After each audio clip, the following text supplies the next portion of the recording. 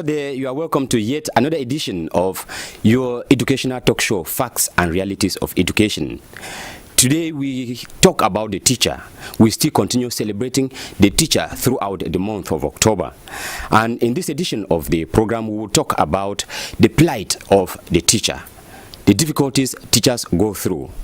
Here with me in the studios are two gentlemen, teachers, and their contribution will go a long way to edify us, to bring to our awareness the plight that teachers go through.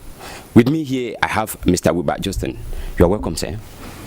It's a pleasure being with you on this famous program and to edify our public, as you rightly said. Thank you. You are welcome, Mr. Jerome. Thank you very much. It is my pleasure taking part in this special program for the well-being of the teachers in our nation. That's good. Before we begin, we will need to look at who this teacher we are talking about is, because teachers do not operate in a vacuum. Who is a teacher? What is the place of this teacher in the society? We'll begin with you, Mr. Wilbert. Thank you very much. The teacher, from a simplest meaning, simply means a guide. Somebody who is able to guide the person who is going to the unknown and helping that person to arrive the target. But when you take it specifically to the classroom, it becomes a different thing. Yes. It just doesn't end with guiding. It goes along with guiding. It goes along with edifying the person. It goes along with listening to the person. It goes along with discussing with the person. And in the long run, that the two move together in the process of learning and teaching and to attain the desired goals. With these desired goals normally are the transformation of the young learners or those who are not yet apt for the field in which they have chosen, the ability to lead them to success. Success in what? In being able to fit in society. No success in only acquiring a certificate. Mm-hmm. Because those are two possibilities. Yes. Your aim could be to get the person to acquire a certificate, and your aim could be to make the person to be able to fit in society. Yes. And so the teacher remains that guide who guides the person pedagogically to attain the goals of pedagogy. And in most cases, with some specificities. Sometimes it is the duration, and sometimes it is the course and its content. So that is where the teacher finds himself. Exactly. We come back to you, Mr. Jerome. Coming out with what Mr. Wilbert is outlining, what is the importance of that teacher in the society, at least from his point? Thank you very much. Looking at the importance of a teacher in the society, first of all, at the base root, a teacher is a great facilitator. And looking at the importance of a teacher in the society, you see that there can be no world without a teacher. Exactly. Because he who makes it, make it through a teacher. And the importance of a teacher in the society is much more than any other person in the society, because whosoever you are because of a teacher. You are because of a teacher, and without a teacher, you are nothing. So I think that the teacher is the one that is having the first place in the society before whosoever comes then. I like that statement. He who makes it, made it through the teacher. Yeah. Now, this teacher, like we are situating, doesn't operate in a vacuum. And in our context, we are aware that teachers go through what we call their plight, a lot of difficulties. The aim of this edition is to get a glimpse. It's just a glimpse, because we cannot go into the depth of what teachers go through. So we want to get a glimpse of the plight of the teacher. We begin with Mr. Wilbert, the plight of the teacher. To talk about the plight of the teacher, we will need to group the teachers. Yes. Because our government has decided to divide the teachers in order to easily rule them. Yes. That's why they call some teachers civil servants. Yes. That is teachers who are found mostly in government schools. Yes. But still within the same government schools, they have those whom they call contract teachers. Mm-hmm. they have those whom they call PTA employed. Out of this category, we'll find those who are called the private sector teachers, who are divided into confessional and lay. Yes. This makes the question of the plight of the teachers more complex, because as they are categorized, that is how their various plights are different, Okay. depending on where they find themselves.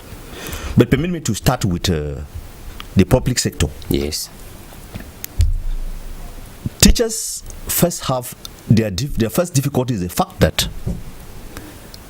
you employ people with the same qualification Yeah. under different strata from the same training colleges.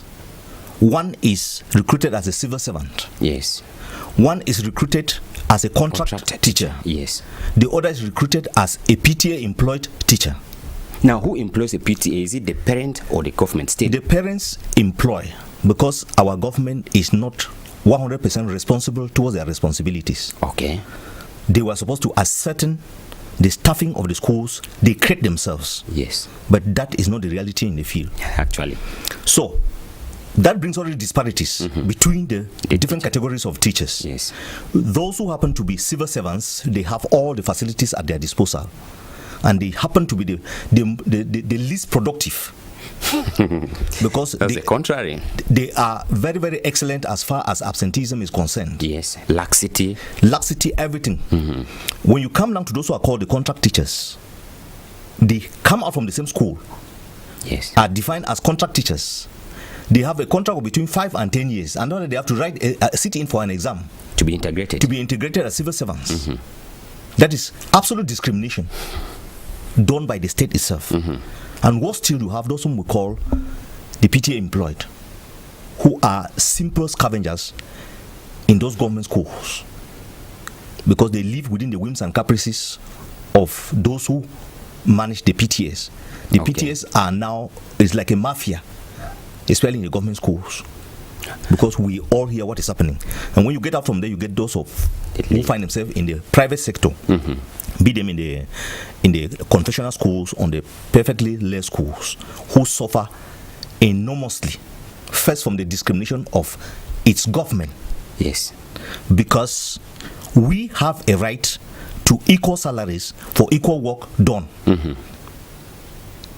At the end, all of us have a particular goal, which is defined by the government through what is called the syllabus and the schemes. And we write the same exams. Exactly. We prepare the same citizens for the same exams and for the same country. purpose in the same country. Yes. But there is this abject discrimination institutionalized by the state that some people are discriminated against because they are called private sector teachers, who in the long run are the ones who are more performant. Seen from the results, we don't need to go somewhere before we are discussing debating on that. But unfortunately, they are the least paid because the government has put in place that machinery that discriminates against those people. Okay, let's come back, Mr. Jerome. From these three groups of teachers that he has just elaborated, where do we lay the weight of this plight more? Yes, thank you very much. I would like to focus more on the lay private teacher in the lay private sector. Yes. When you get into the lay private sector, as all of us are aware, they are as if they are not teachers in this country, Cameroon. I want first of all to draw... Let me come back before you continue. You are a lay private teacher. I am. So you are speaking from experience. I am speaking from experience. 15 years experience is not one day experience. Exactly. So what I want to say here is that when you look at the place of a teacher in the lay private sector, a teacher is then looked upon as someone who has no place in this nation.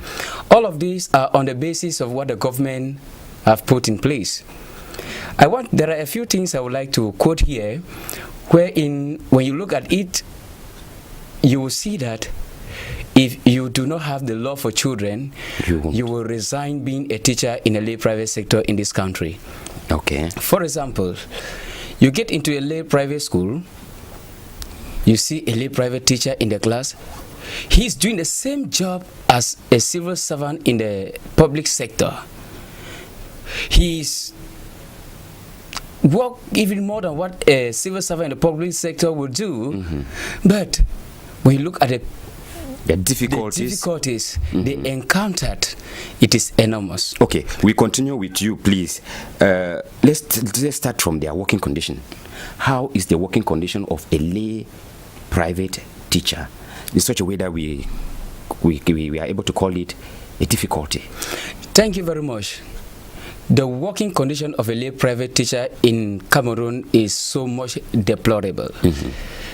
For example, teachers are recruited into different institutions.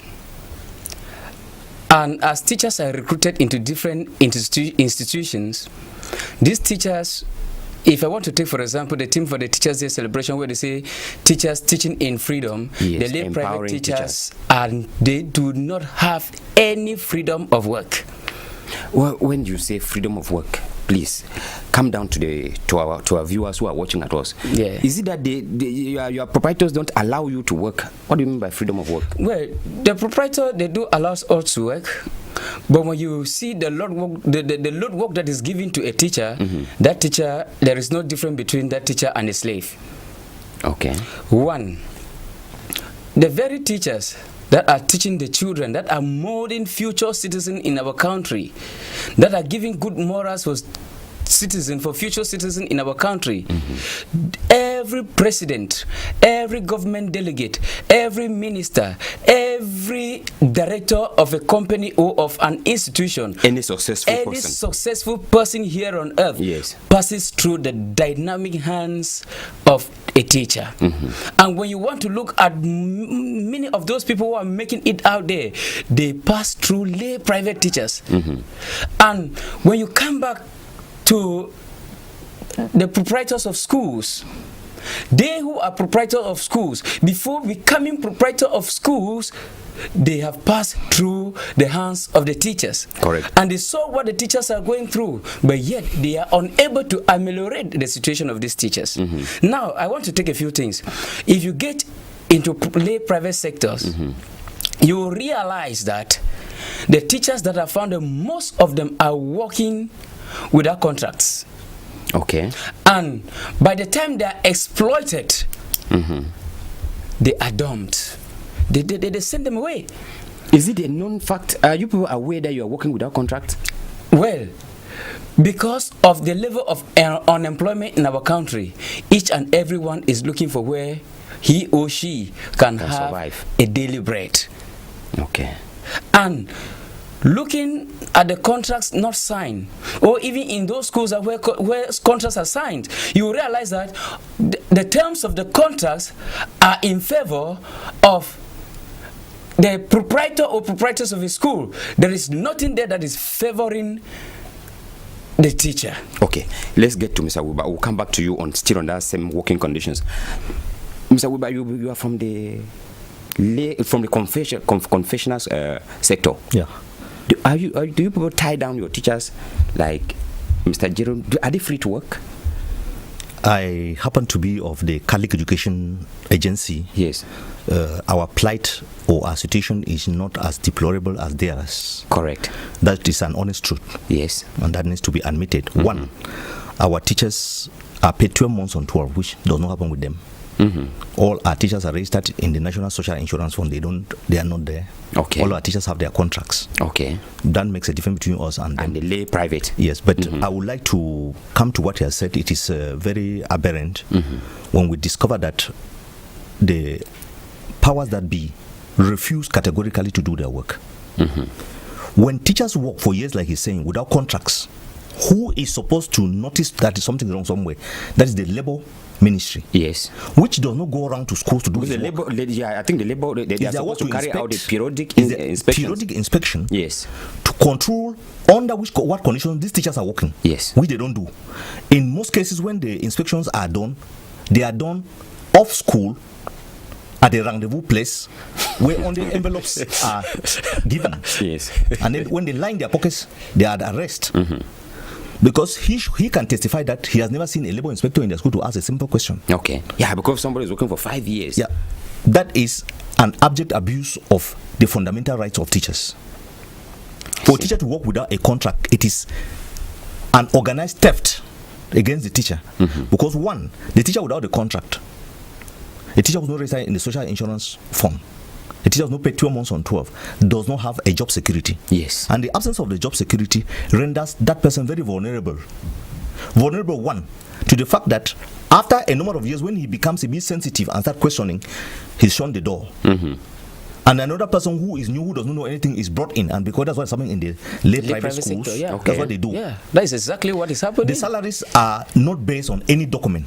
There's nothing like a salary barem where they are measuring that when you have this certificate, you have this. It depends on the day, the hour, and the conditions or the emotions of the proprietor or proprietress when he's taking you. If he takes you at the time when he is on good, he gives you any salary. You arrive on a bad day, he gives you any salary, and he increases for anybody as he wants, because nobody controls those people.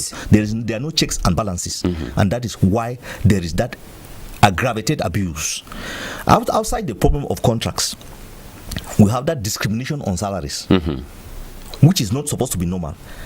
Unfortunately, the government has been raping teachers since 1985. That the minimum interprofessional wage rate was signed, accompanied by a text of application. That very minimum interprofessional wage rate has been revised twice in Cameroon by the Prime Minister with no text of application. Yes. So it looks like teachers are only supposed to be used and dribbled with the help, with the total complicity of the state. Because if there was a text of application for this, which raises it from the former 23,000 to 36,000, is more than 10,000 francs difference, and nobody's having the effect of that new minimum interprofessional wage rate, because the state has deliberately refused to come out with a text of application. And I consider that as a way by which they are impoverishing A teacher. the teachers and making life very miserable for them, and rendering the working environment unconducive for the teacher. Outside that issue of the complicity of the state, we come to discover equally that in most of the classes, some of the schools have plethoric enrollments. That is, it is exaggerated, and the norms are abused, and there is nobody. No, but the minister came up with, at least at the Ministry of Secondary Education, came up with a text regulating a certain number of students per class. We all are Cameroonians and we live in Cameroon. Just 2 weeks ago, Kondak was in Douala here. Yes. And Kondak visited. I have my own colleagues of the syndicate who were part of the team, and they went down to schools. It is still in the minister's government secondary schools where there are 100 children still sitting in class, and nothing is done. Those are, we are very used to. We have plastic papers in the market, which were banned. They are there. We have whiskies inside. They are there. Those things are only for window dressing. There is no follow-up to see to it that they are put into application. Because if all these things were applied, teachers will have better working conditions. Yes. And since decisions are only done in the offices in Cameroon without any follow-up, the reality in the field is the contrast of the policies that are there. And that is why many people say that Cameroon is one of the countries with the best laws, but people live in abject misery and everything because there is no application. We will also talk about the question of recruitment. When you get to the question of teaching, what is teaching is a profession, but in Cameroon it is seriously abused. If it is respected as a profession, everybody who is supposed to work there has to have a minimum training. Yeah. Professionally, which permits that person to exercise in that profession as a teacher. As a teacher, yes. You cannot get somebody just in the morning get up and wear the military uniform and hold a gun. He cannot become a soldier. Really? Without training. They go to training. You don't get a nurse in any hospital who has not gone for training. It is only the teaching field that has been sacrificed. That is the very people who will reap power in the country sacrifice teaching at the detriment of their own children. Because here, particularly in the Francophone zone, anybody who expresses himself in English can teach English. Nobody goes to question anything. But I understand them, because it is of recent that teacher training colleges have been created in the Francophone zone. They never had them. Yeah. But we need to know that we are talking about a profession which should not be abused to that extent. And so, recruitment is not following the norms. Same as teacher training is having its own problems. Teacher training in Cameroon was previewed, that's the grade 1 course, was previewed for 2 years. And now it's 9 In the months. text, it is not, nothing has been respected. The 2 years have never been respected. And when you look at the 9 months, how long are the teachers really in school, in teacher training? That's it. What is the program? What is the coverage percentage? Because when you look, you see what is happening. When they enter in October, at the end of October, they're already going out for teaching practice. And when they come out from there, you already have their topics to prepare their defense with. And you find all those things. The teaching profession is suffering because the state is not sitting up. Okay, let me come back to Mr. Jerome, please. We will take this issue of recruitment. Teachers who are recruited into the lay private school, what is their basic, or call it minimum qualification? Well, it is at the level of each school. Yes. Because normally, how can you recruit someone who does not know what he is coming into the field to do? But when you move around the schools, you realize that, just like my brother said here, if you are able to speak English, you are a teacher. Yes. And most of these things are happening because some of these people, they do not want to recruit qualified persons teachers, yes, and pay them as they are due. That is a problem. So those who are working in the lay private sector, to my way of thinking, they should not complain because you are not even qualified to be a teacher. I don't think that... No, what I want to tell you is that the proprietors of schools in the lay private sector, they have a common phenomenon wherein when you write your application mentioning that you are a grade 1 teacher, it is difficult for them to recruit you because they know that one day the government will take you and you are going to leave. Okay. I'm sure you understand what I'm saying. Yes. And secondly, when you mention you are an advanced level holder, they say yes, you can take this one, we use him as we want. By the time his eyes will be opening, it's already dark. Okay, we touched a point on salaries. I wanted us to come back again to it, like he explained. Are you people aware that there is a minimum salary wage that is supposed to be given to teachers to you teachers? There is a minimum salary wage. What I want you to understand is that, like I said, following the unemployment situation of our country, every Jack and Jill wants to survive. What are you going to do in order to survive?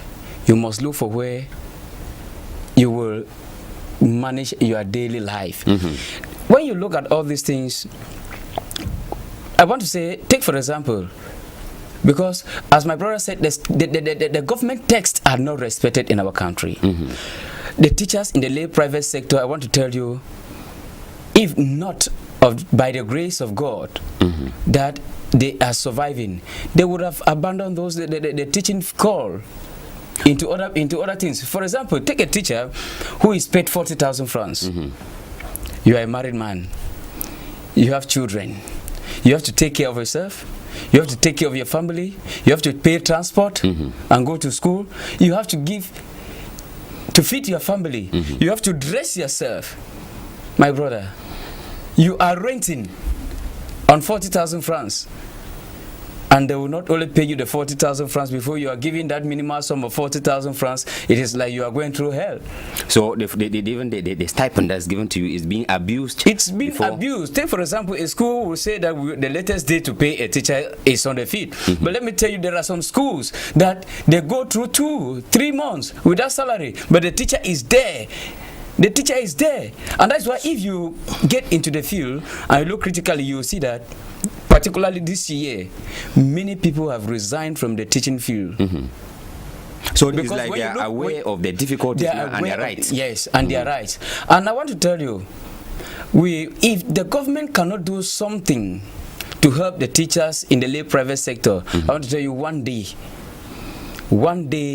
the lay private sector will not have teachers because everybody will intend to go to get into business in order to survive. Now I wanted to come back again to you with this problem of irregular salaries, poor salaries.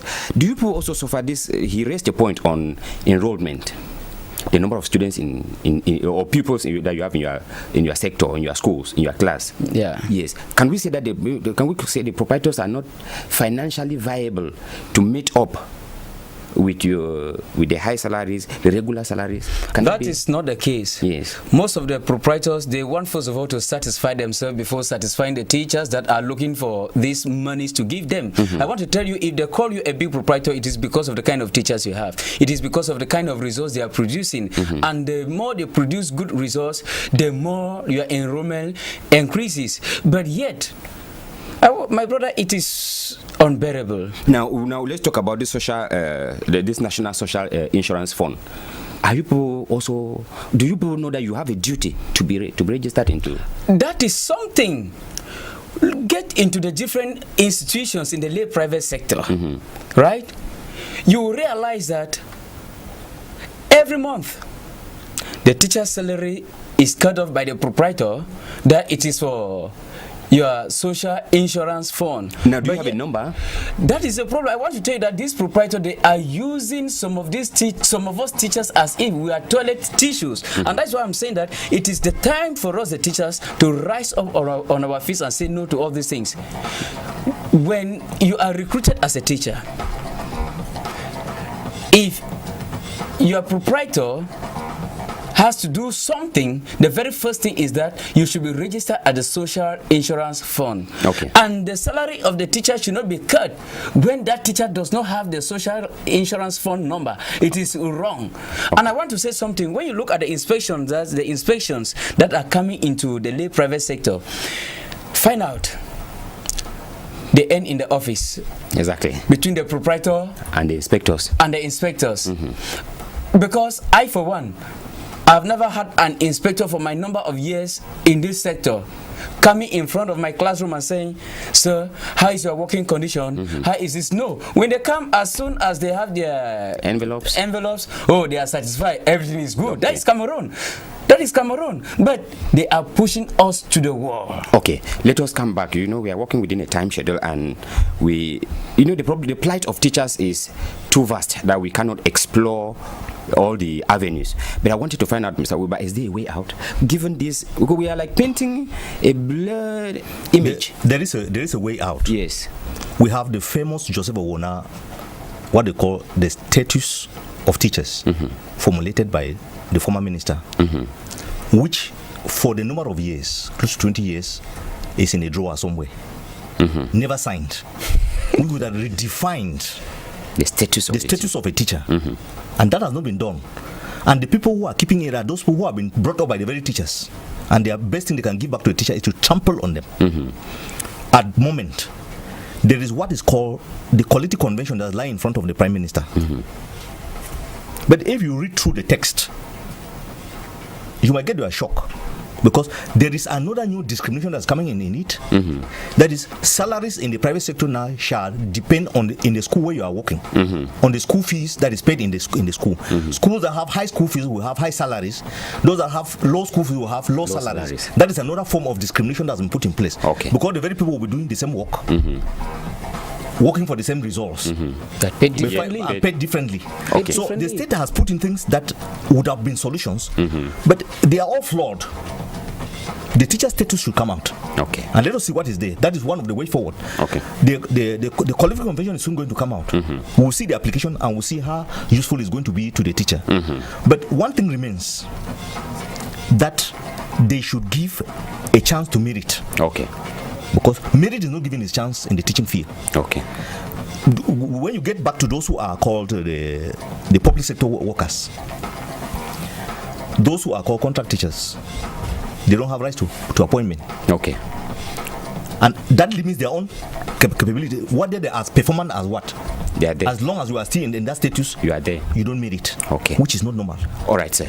Ladies and gentlemen, the main aim of this program is to make sure that teachers become aware of their program, of their problems, become aware of how their problems can be channeled the right way, the objective way. We are about leaving the studio. What is the last word that we are giving to your colleague teachers who are out there? The last word I'm giving to my colleagues teachers out there is that don't just get into a school because you want to work, but make sure that the conditions of work should be aligned to you and you see whether they are satisfactory or not.